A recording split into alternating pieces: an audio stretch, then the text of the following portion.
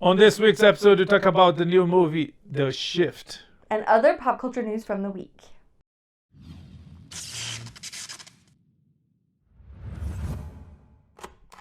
This movie, we saw a lot of stuff. Mm-hmm. And really good stuff from top to bottom. And we're going to talk about all of that. Among those, 2, maybe 3 independent movies, indie movies. The Shift, technically, the definition of indie is very loose. Yeah.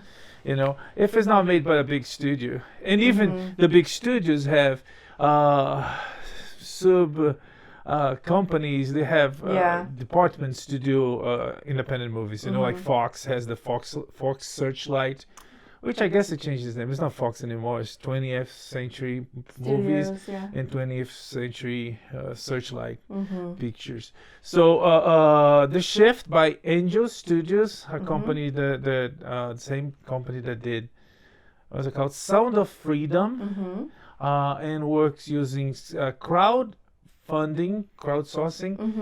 strategies, and it works really well because you watch the movie and you help pay for the movie from other people. Anyways, we're going to talk more about that a little bit. We also saw Lady Ballers by the Daily Wire. It's the first comedy they make, and this one is entirely made by them. Some of their other movies, they have partnerships with different production companies. This one they made it and they are on it. We're going to talk about that too. And still, I'm not sure if still is a independent production. It's an Apple movie. It's an Apple movie, but I don't know. Let's not call it that independent. Okay. But also really good. And also Leo. But let's go. Let's start with The Shift. Yeah, like the Jack the Ripper said. No, it wasn't Jack the Ripper. I hope not. The guy that cut people in pieces used to say, let's go piece by piece. Oh my gosh. Yeah. Let's start with The Shift. Okay, this is a really interesting movie. It stars we've got a couple of recognizable faces there. Neil McDonough would be like I think he was the big one for me. But like really interesting, really compelling story. And frankly, if you had pitched it to me, like if I just saw it written on paper, like, that sounds terrible. I never want to see that. But I found this film very interesting, compelling, thought-provoking, and on the whole, like, I really enjoyed it. Yes, it was. I saw the trailer, and we saw the trailer. Mostly I saw because she doesn't remember. I deliberately, I try not to pay too much attention to trailers after a certain point because, as we've discussed many times, as this gorgeous, handsome man next to me will tell you, trailers usually reveal way too much. Yes. And so I try to kind of tune it out because I like to enjoy my movies. True. There's a fun bit about showing too much. And we're going to talk about that on the news section. But anyways, so we saw the trailer and it was interesting. And there came the opportunity this week. I said, okay, there's several options. And I picked I think this one looks good. These guys do good work. It's production value is like they really use the money they receive from donations or crowdsourcing really well. Yeah. They bring up a really good product at the end. And the movie is very, very compelling. It's let me give a definition. It's a sci-fi. Yep. If you're into sci-fi, go watch this movie. And you might be distracted by some of the things that come there, but stick to the end. And maybe not everybody, but it will make sense to everybody. And some of the things that don't make sense, I guess, they're not supposed to make sense. They're not. It's left open, is left in the air. Some good stories do, you don't have necessarily to explain everything.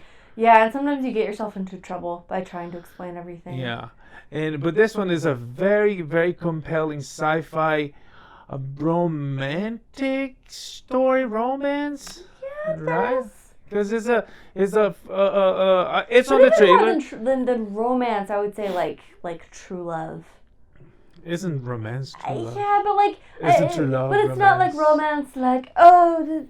It's It's something not a little bit 1920s a little anymore. bit like deeper and more meaningful than Yeah. Just love as a little more enduring. Genuine love, and even Christ-like love means provations, tests, sacrifice. Anyways, the movie touches all that and is really well done. Everything. It was music, acting, casting. The story is really compelling. Is very interesting, and there's some twists and moments that I really liked it. Yeah, and so there are some distinct like biblical themes. So if you are familiar with the Bible, if you're familiar with like Christian scripture, there's probably some things that are going to stand out to you, some connections you might make very quickly. But I think it would work. Oh yeah. I think it would work even if you've like never like if you have no idea about anything if you're not in the Bible. Christian, I think I think Christian, even if you're not Christian, like you could still get it, and that's really well done. They also kept a lot of those biblical things like vague enough that this could appeal to Christian like across denominations. Yeah. As well. It's a battle. It's a battle of good versus evil, and a lot of the themes, because families are, we joke about on Amazing Race, they go to a country. No, not Amazing Race. What is it? It's usually cooking shows, right? Oh yeah. And they says like, oh, I'm Italian, and Italians really value family. But I was like, come on, every culture, every country value family. Yes, I'm from insert culture here, and we really value food and family. Yeah, everybody. So, and whenever we get together, we have like, yes, that's everybody. Yeah, that's everybody. So I don't know. Sometimes I think it's the producers pushing for they say something like that. But anyways, and this one is about love, family, sacrifice, and that resonates with pretty much everybody. It doesn't matter what your religion or your belief, or even if you don't have one. But the movie deals with those subjects, with that in a sci-fi, with moments of the bad guy is bad. Yeah. I can almost say he is the ultimate bad guy. That's fair. Yeah. If you're gonna get what I'm saying when you watch the movie, but or you might not. Anyways, but the bad guy is bad, and the good guy is genuinely good. He's flawed, but he's good, as a hero should be. And in here, I think is one of the strengths of the movie is we have the whole good versus evil thing happening on a couple of battlefields. Like there's the whole like plot of the movie. There's the multiverse where this is all taking place. But then also like within our main character, he's struggling with his own like good versus evil, dark and light within himself. And that's something I love to see in a story. Yeah, and all that together with great acting from Neil McDowell. That plays a great villain. Sean Astin. How did you forget Sean Astin? He plays a great villain, and we know that from other things. And it was excellent. We can only recommend. It's an Angel Studios film, so you can either get free tickets on Angel.com. I want to say that's the address, Angel.com. Yeah. Or you can look up Angel Studios. Pay forward and pay and donate tickets for a friend, and by friend I mean someone that you don't even know, but that wants to see the movie. So if you want to go see the movie, you should go see it. If you can pay. If you don't, get a free ticket, and if you can donate because it's good. It uses metaphors, and sometimes the metaphor it extrapolates the metaphor. It goes beyond the metaphor and is literal. They say it. What the metaphor would say it. So they actually say it. So it uses metaphor to deal with themes that are very important for mankind in general. And so it's it makes you smile. It makes you feel sad. It makes you feel hope. We can only recommend. The Shit. The Shift. No, The Shift. Yeah, that S is real important. The Shift. Yep. By Angel Studios with Neil McDowell, Sean Austin, Ben Kingsley. What's his name? John Billingsley. John Billingsley. Yep. There was someone else. Nolan North that has a cameo. That's right. If you blink, you miss. Yeah. But it's actually kind of funny. Yeah. Like the character that he plays is Yeah. Anyway. So and it's good. It has everything to do with the season. You know, it's deep. It has meaning. And we recommend Angel Studios. The Shift is available on theaters everywhere. Go check. Take your family. I don't know the rating. I can't remember. But it's not PG-13. It doesn't have. I'm trying to think about it. There's nothing clean. terribly. Yeah, it could be PG. It might be PG-13 because there's some heavy like violent theme stuff. Violent. Yeah. But I wouldn't say or anything. insinuation of violence. Yeah, there's some implied violence, and there are like heavy themes. Like it's not really like a fun story. Yeah, There's some dark, heavy stuff. But yeah, like language. There's nothing like terribly graphic or explicit or anything in it. So yeah, they did a good job. Anyways, The Shift available in theaters everywhere. You should go check it. The other one, we're gonna change things around. The other one is another independent movie, a brand new comedy by Daily Wire. It's called Lady Ballers. It's available on Daily Wire Plus, so you have to subscribe to watch the film. But the movie is fun. I'm going to be honest, I went into this with very low expectations because the last couple of Daily Wire films we saw weren't great, to be honest. I feel like they started strong. What was the last couple? It was Hyperion. Hyperion? Oh, no, I think it was just Hyperion. And just then Hyperion. What was it, the Something on the Prairie? We didn't see that one. We didn't see that one, but all the reviews I heard were not great. Well, a lot of people were disappointed in it. Listen from us. Yes. Don't listen. We're gonna watch that eventually, and we're gonna tell you. Yeah. But anyway, I went with low expectations, but also because of the themes of this, I was like, oh my gosh, this is just gonna be like dude bros making fun of women's sports. Like, this is gonna be so annoying. But honestly, it was really funny, and they did something very so the whole point of this, there's a bunch of guys who did really well. Wait, do you want to spoil it? No, I'm not gonna spoil it. Oh, okay, It's all in the trailer. Sorry. Guys who played basketball in high school, they've all kind of hit dead ends in their lives, get together and decide to identify as women so that they can play women's basketball and completely dominate and relive their glory days. Granted, there's a small detail about this whole thing. I don't know if the trailer is clear about that, so I might be spoiling. These guys, they are losers. Yeah. So they doing a wrong thing by taking woman's victories, woman's prizes from women, but they not like in real life. There's like real athletes, man, that go and transgender into woman, and then they go and destroy the woman. These guys are losers by all measure, you know, and they sort of or completely kind of idiot. They losers and idiots. But they're going to take advantage of this thing. Yeah. So something I thought was, I don't know if they did this on purpose, but I thought it was very clever, and that allowed this to just be a comedy with some like nice messaging. And there was that there are no actual trans characters. There's one character who maybe is like questioning some things about himself. But really, these are just like a bunch of dudes who are trying to work the system.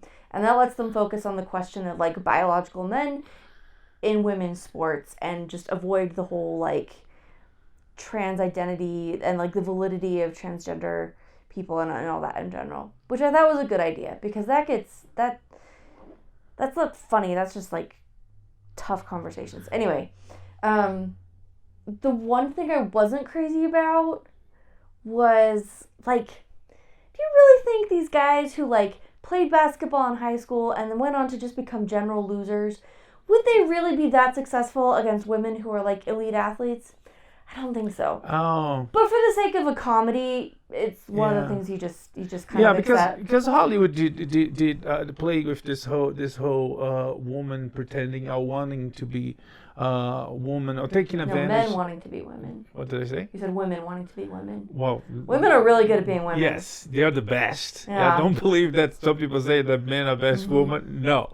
Anyways, but this whole thing of men taking advantage of the system or feeling that they're like women and using that for whatever reason. Hollywood did that before. Tootsie, Dustin Hoffman's character did that to get a job. I think it's a news magazine or something like that. I haven't actually seen it. I can't remember. But Robin Williams' character, Mrs. Doubtfire, he uses his dad to be close to his kids. And of course, the closest case is Joanna Man. That is a professional basketball player that get kicked out of the league, and then he decides to transvestite, to dress as a woman, to play in the women's league, to take advantage of the system. So Hollywood did that. Did this sort of comedy, this ridiculous concepts before. Has been a while. So the Daily Wire did this one. It's really funny. There's some very, very cool, very funny moments that like resonate.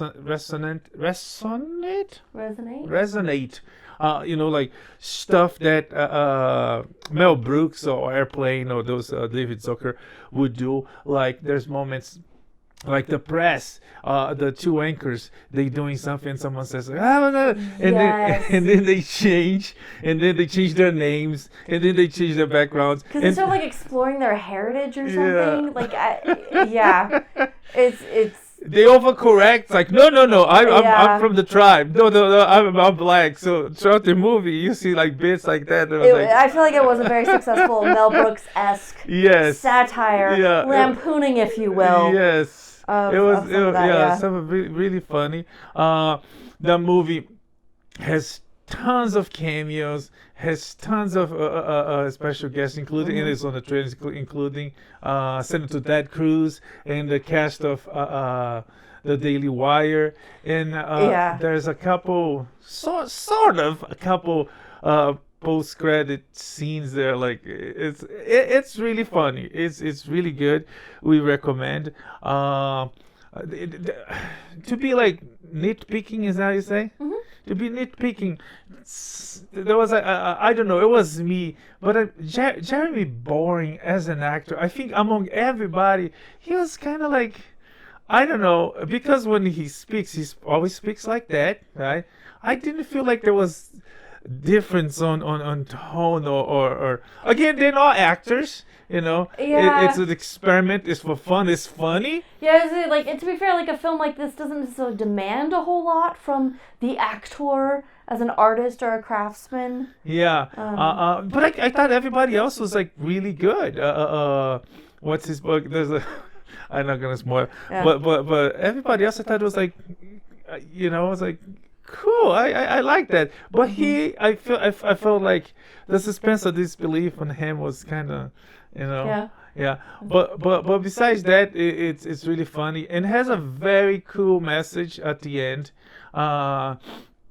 Here's a message throughout the entire movie that it's not fair to have men playing against women. There's a reason why you have women's sports, because they play with their own and they work hard and they win and they deserve their praises and their victories.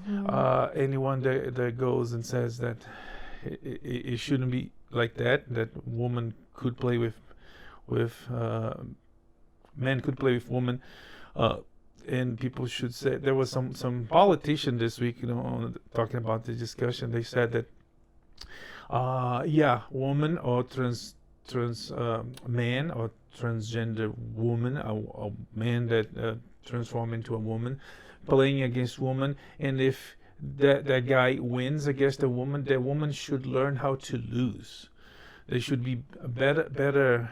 What's the term for good loser? Better loser? Better sport. To be good sport about it, which is it's unjust, it's unfair, and the movie has this journey, and at the end has a lesson about that. Not spoiling, but it's funny. It has heart. The only thing I didn't quite had heart was Jeremy Boring. But considering that nobody there was a couple guys, a couple people that might have acting experience, but in general, they don't have. They're all journalist commentators. Yeah, let's just say we're not watching this for the acting. Yes, yeah. There are. I'm not gonna say Philip Seymour Hoffman dressed as a woman. You might have seen that before because he did some crazy things when he was alive, including like very heavy comedies. Yeah. But anyways, Lady Ballers, it's available on Daily Wire Plus. I mean, that girl might be an actor. The wife and the reporter. Maybe. The reporter actually thought she was very, very convincing. Yeah. Yeah. What?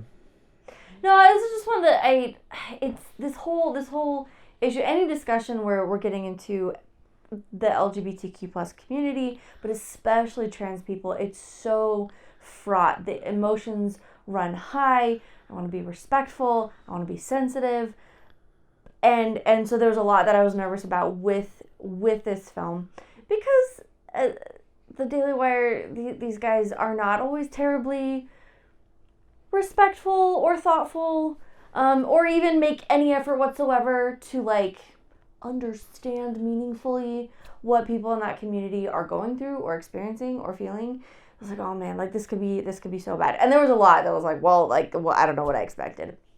But there is something to be said for making a comedy about a hot button social issue, to just like lighten things up and be able to talk about it, because there are some like really valid questions that need to be discussed, that need to be worked out, and you can't do that when you're afraid to say anything at all. So it's a comedy about gender issues coming from a right-wing source, so just know what to expect. But like overall, they raised some good points, and it was pretty funny. Yeah, and in the end, it's about justice, right? Nobody is the movie is not saying anything about people being transgender. Mm-hmm. People can be whatever they want, but once they trying to invade and take over a world that women fought for, they suffer, they struggle to get their space in society, and a guy that was a mediocre swimmer changing into a woman and go play with the woman, and that's not fair. There's no justice about it, and the movie pokes fun of that, and at the end brings a message of about justice, about how women should be treated. Yeah. Anyways, All right. That's Lady Ballers, available on the Daily Wire Plus. You should see it. It's funny, it's entertaining, and there's some cool surprises. And it has heart. It has a good message. Go check it. Okay. The other movies we saw, two from different than those independent movies, two from two different big platforms, but two really incredible, full of heart, amazing movies. I don't know if you felt that. I like both. Yeah, I did. Which one do you want to talk first? Let's start with Leo. Okay. Leo is an Adam Sandler Netflix animation about a lizard. He's a lizard, right? Yeah. A lizard, not a chameleon. A chameleon. Isn't he? Whatever. He's a lizard. No. Don't generalize. I'm gonna generalize, man. It's an animated movie. It's about a lizard who talks. So I feel like we can get super specific about the species. We can't misrace this animal. animal. Say what I want to say. Freedom of speech, man.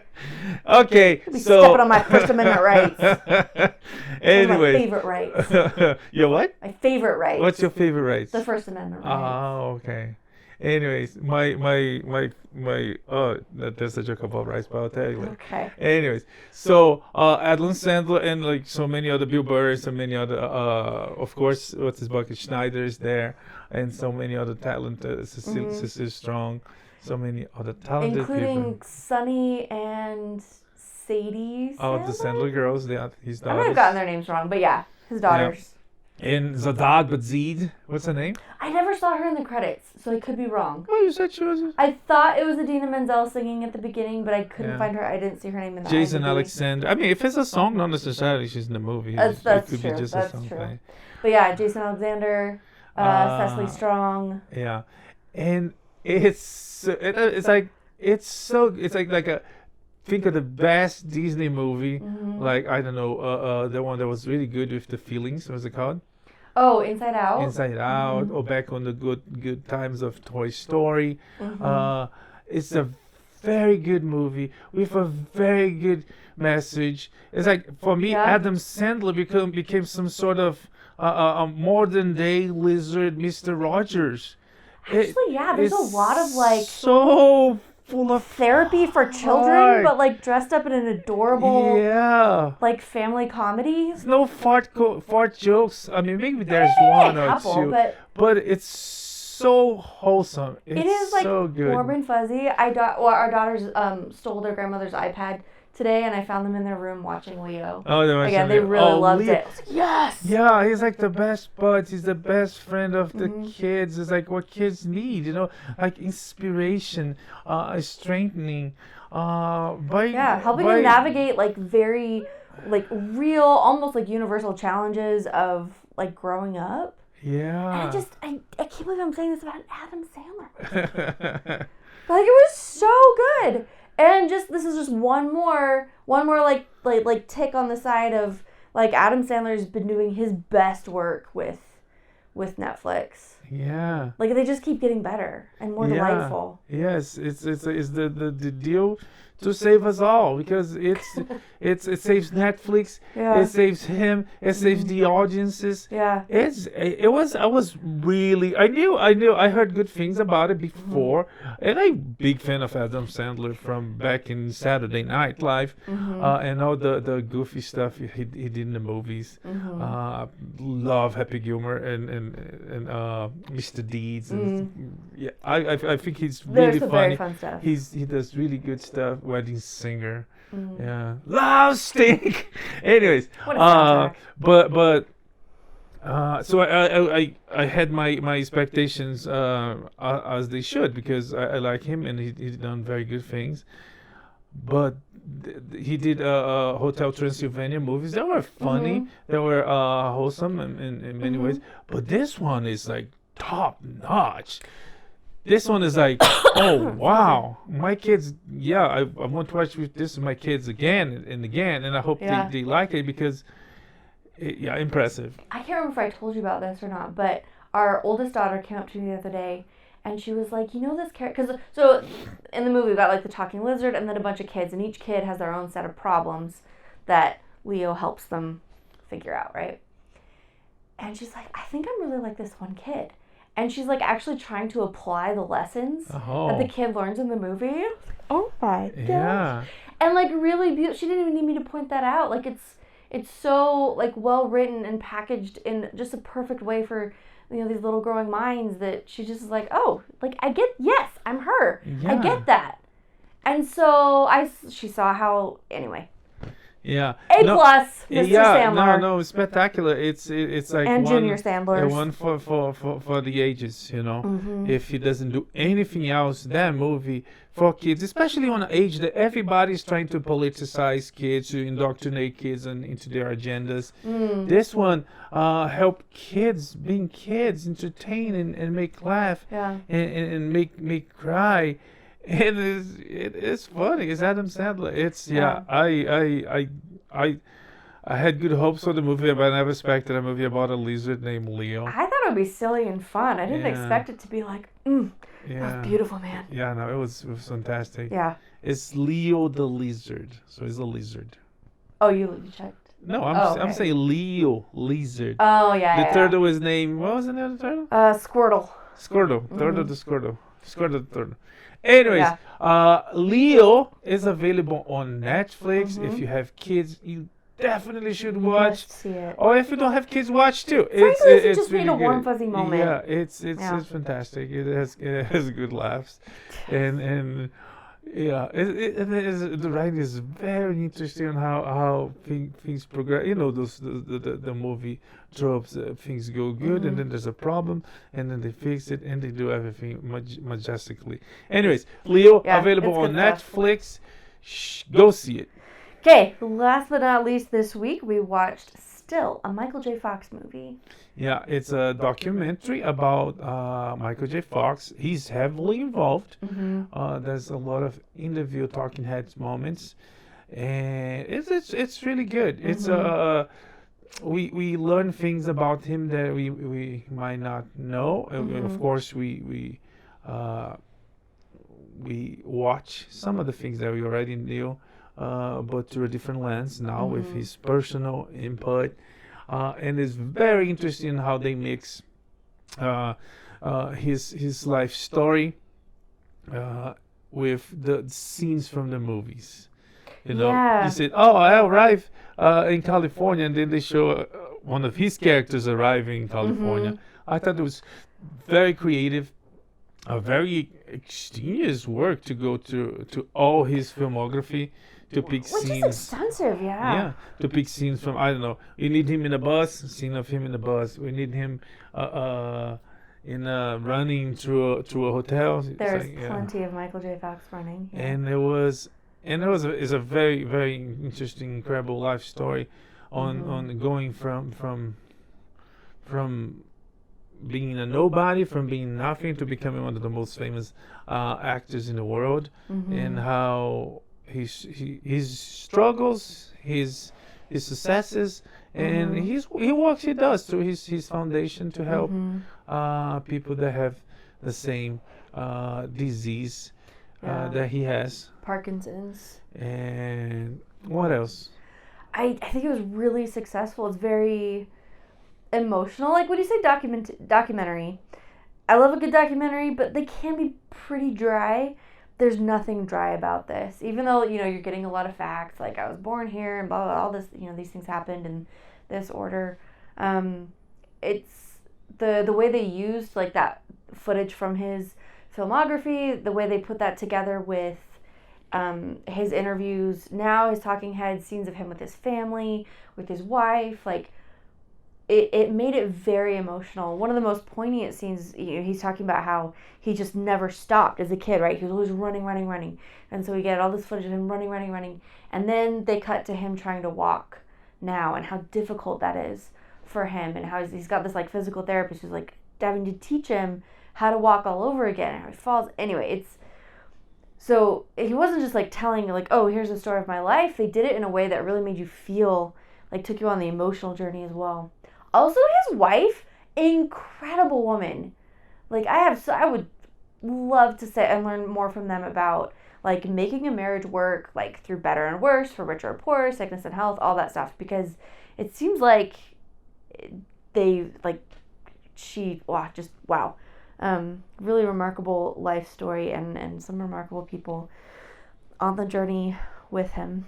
Yeah, and it's very personal. I've tried to remember, but I think it's a contemporary character, meaning right now. I think he's the only one that speaks. Everybody else that speaks in the movie is from old footage, archive footage, movies. But I think, like, talking head to the camera. Yeah, as far as, like, interviews. We hear, like, other people talking. I think the kids talk about. No, but I think his wife says a little bit. Yeah, but all that is, like, it's not like talking to the camera. It's talking to someone in front of the camera, talking to him in front of the camera, talking to the kids in front of the camera, or, like, reporting, giving the report, giving the facts.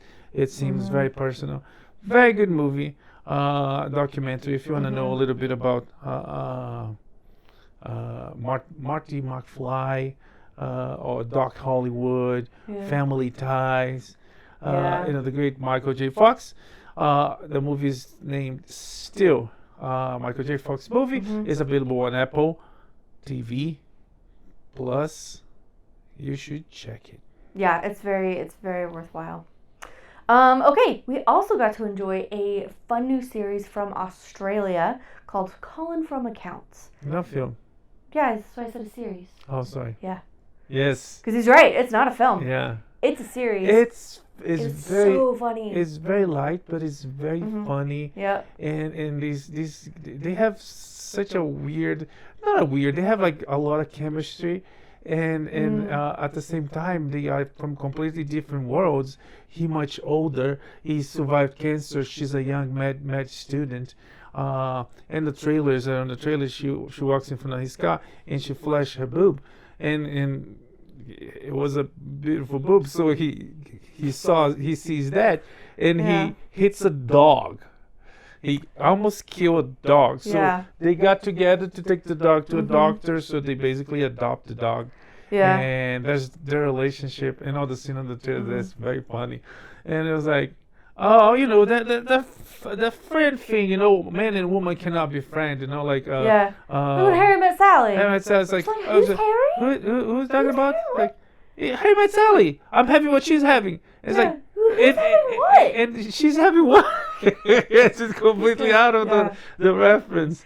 It's very funny. It has a few hallmarks of like a lot of successful TV shows. One is that like, you know, you have your main characters, but all the supporting and side characters are just as compelling as they are. Like, you know, they're work friends. Her mom is, oh my gosh, what is happening there?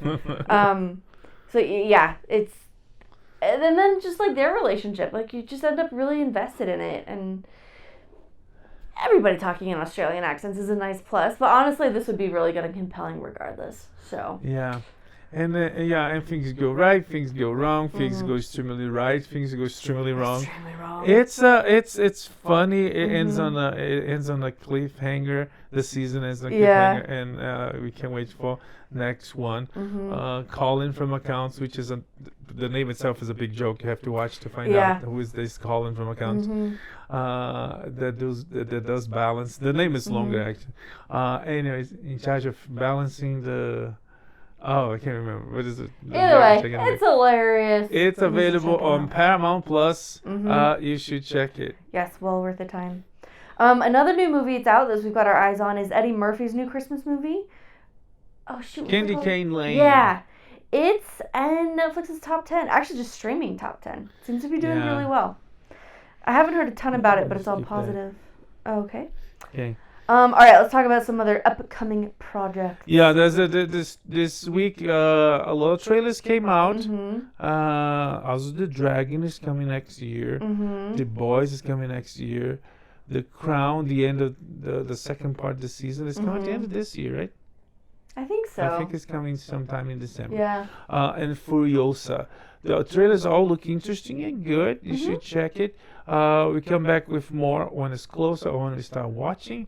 But about Furiosa, apparently George Miller cast ex-cons and Hell's Angels for his movie, and that's according to Chris Hemsworth. Okay. A nice bit of realism there. Ryan Reynolds is hard at work on Deadpool 3 and came out with a really interesting plea or message. Did you see it? Did you read it? I saw it. Yeah, it's very funny. He talks about it. Don't. It's like no leak. You know, you're taking away the surprise. The moment it's like, you know, when you watch the movie, which we talked about trailers, you know, and I was like, I hope for his sake.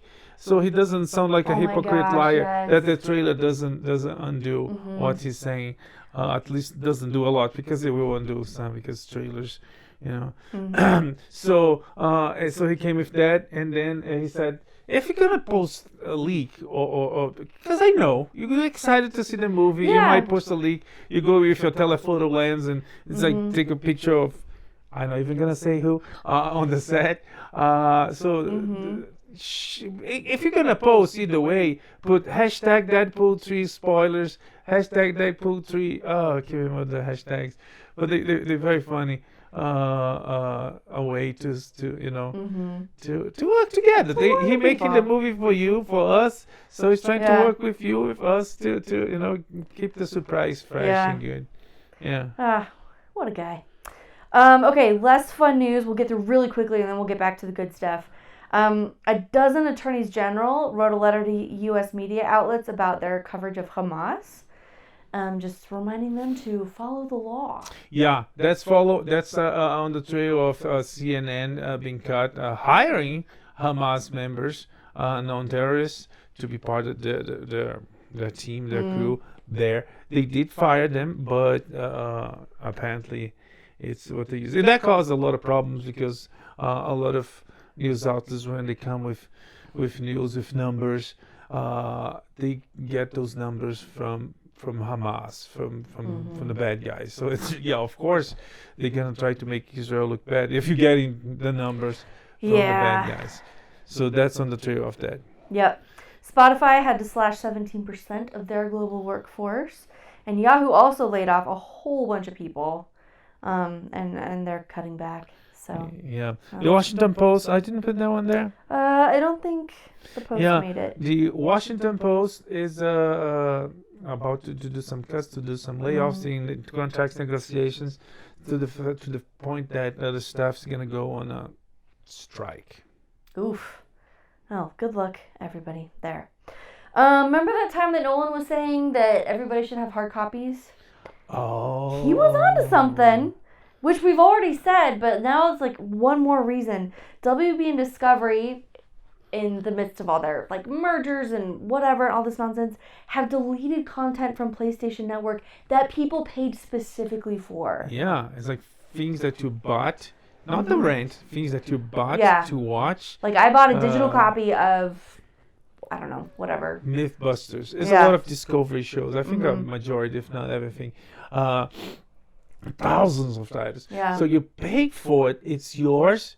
They're going to delete. They're not going to reimburse you. Yeah. And as a testament to what Nolan said, physical. Because when you have digital, you have two problems. First, you don't own.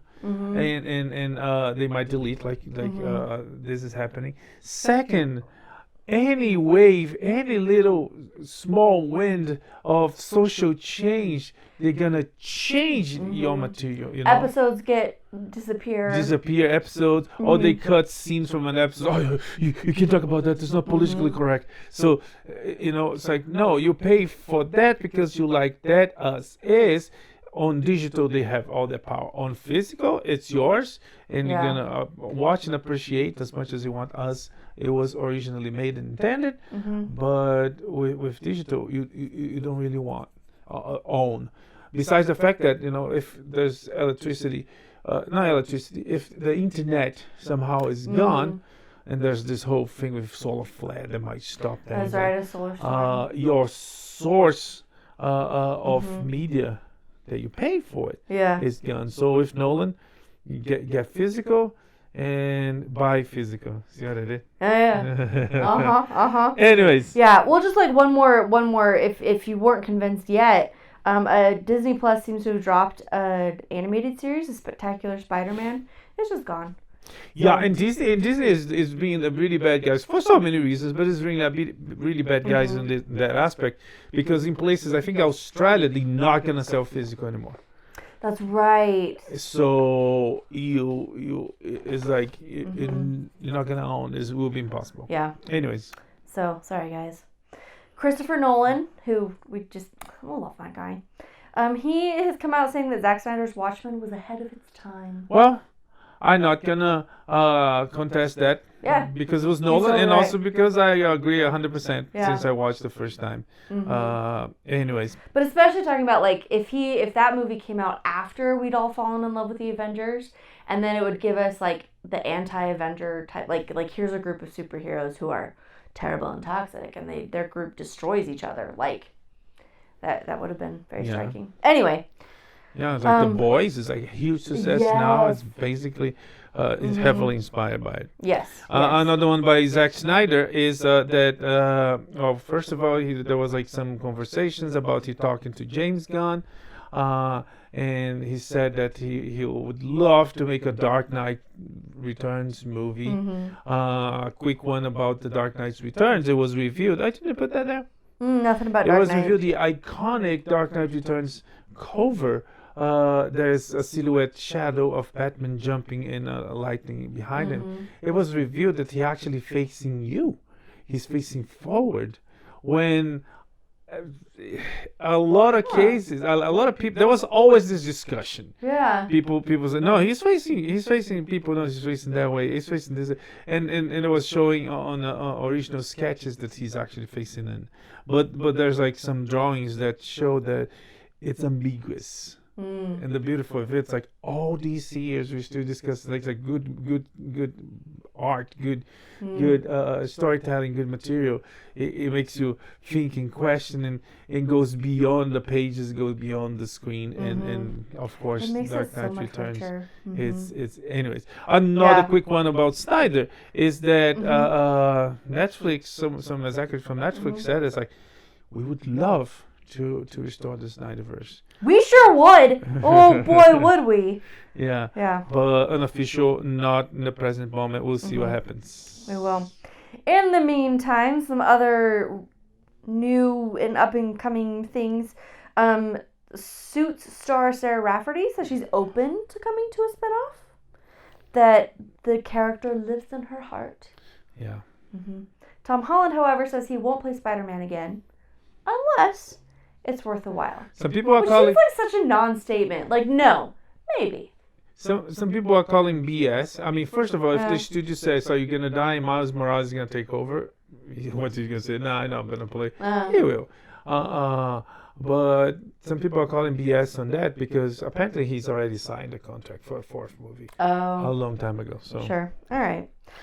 I don't know if this has anything to do with Spider-Man whatsoever, but Jennifer Lopez is going to be in a Kiss of the Spider-Woman musical. Yeah, it's a remake of an old movie that was started by a Brazilian, by Sonia Braga. She was the original Spider-Woman. Now it's going to be another Latina, Hispanic. None of them because we're Brazilians. Anyways, but it's going to be Jennifer Lopez. And it's a beautiful woman that seduces men and kills men. Basically, she seems competent for that. Yeah, we saw a bit of a darker side in the mother. So yeah, and she did lock the Batman, right? That's right. On her bed. Yeah. Anyways. Okay, Norman Reedus is cast as Ghost Rider in Blade. Yeah, it's an old rumor that resurfaced the interwebs this week. It look okay. Which one will be? Johnny Blaze? I think he would be a nice Johnny Blaze. Yeah. I hope he has a bike, not the one with the car. The one with the car I always thought didn't do it like, for you. Yeah. Frank Rich is coming to help us laugh away the tears by developing a George Santos movie for HBO. Yeah, they bought the rights from a book. There's already a book, and they bought the rights. Rich Dad was worked on Succession, and Veep. Yeah. So it's definitely something good coming out of that. Definitely, this guy is like ripe Veep material. I don't know if you heard, but he actually, after getting booted from Congress, he's actually started selling cameos for like $200. Yeah. Like, anyway, so that's fun. Foundation got renewed for another season at Apple. Not surprising. I'm glad they are smart enough to keep the show alive because it's a good show. Yep. Twisted Metal got a second season at Peacock. That is surprising because it's like, okay. Well, I'm not mad. I guess it's going to be a race. As the game is, next season is going to find out be the race. Yeah. Fortnite just had a big update, and it includes both Peter Griffin and Solid Snake. Snake! Yes. I hope the emoticon, Men everywhere rejoice. Emoticon or whatever they say is going to... exclamation point. I don't know. We haven't... There's no, like, teaser for it yet, because he's, like, the special quest thing that comes, like, mid-season. But I'm hoping that, or maybe, like, jumping into a box. That too, yeah. That's what I would cool, really like to see. As someone who watched you play the game and didn't actually play it, that's what got us. At Halloween, we were out, in the neighborhood, and one of our family friends' kids, he was wearing like camo pants and stuff, and then he had a cardboard box around him, and we're like, Snake! He goes, no, I'm an Amazon Prime box. Okay. My bad, read way too much into that. It's like the kids, like, I don't know what this 40-year-old game you're talking about, lady. He's like, I'm just a box. Anyway. Okay, it's a good time to be in game shows. Dancing with the Stars had a great season finale with 5.5 million viewers. It's not technically a game show. It's a contest, a competition. Sure, competition. I don't know. Give me that. The Golden Bachelor also had a great finale with the biggest Bachelor audience since 2020. Yeah, Which makes me weep for humanity a little bit. But, old people. Oh my gosh. Yeah. Squid Game, the challenge, a reality show based on the popular Korean show Squid Game, was renewed for a second season on Netflix. Even though there was a lot of controversies and people getting hurt, like lawsuits over hypothermia. Yeah, but yeah, the show must go on. And McDonald's is going for something that is very peculiar to Utah audiences. Yeah, the whole juice flavored sodas, lemonades, and stuff like that. They're gonna do that, or they call it Cosmix, which apparently references an obscure McDonald's mascot from the 90s. Oh. This like little robot alien thing. I don't know. I don't remember it. Yeah. At all. But it's like Cosmix, a mix. Yeah. They're gonna make sodas and stuff. They're gonna serve food too. Yeah, but just like little bites, things, no burgers. Including the guacamole cream. I can't remember, but it's like Oh, okay. Very pseudo healthy food. But yeah, apparently, so it's just gonna be like McDonald's, but just drinks. Yeah. We'll see. And I will see if this is like something McDonald's is bringing for the next generation, is something for the future, or if it's just gonna fail drastically. They're starting with just a few stores. Apparently, there won't be you can't dine in. Each building is gonna have like 4 different drive-throughs, so it's just like it's just like drive-through. Sonic style. Yeah, I guess so. Yeah. Okay. But we'll Sonic Cosmic is like, is that too? Anyways. I see what you did there. I will say, McDonald's Coke hits different. They've got something special going on in there. Yeah. It's different. Woo! Anyway. How Jake does in Survivor, Jake does is like, whoa! Sorry. sorry. That's what Survivor. If you're not following Survivor, go check. There's always some funny character there, and he's definitely one. Yeah, Jake is definitely, Anyways. They should bring him back for an All-Star. He's just so fun to watch. Yes. Sorry, not an All-Star, an All-Star. All-Star. He's from Harvard. From Boston. Yeah, he's from Boston. Departed from Boston to Fiji. Don't upset the apple cart. Anyways, what a delight. That's it for this week. Next week we come back. We probably gonna start seeing some Christmas stuff to talk about it. So we're gonna watch that, and you're gonna watch some movie next week. Wonka. Yeah. And a lot more pop culture news, entertainment, film, movies, TV, comic books, video games, etc., etc. May the force be with you. Live long and prosper. Bye. Bye.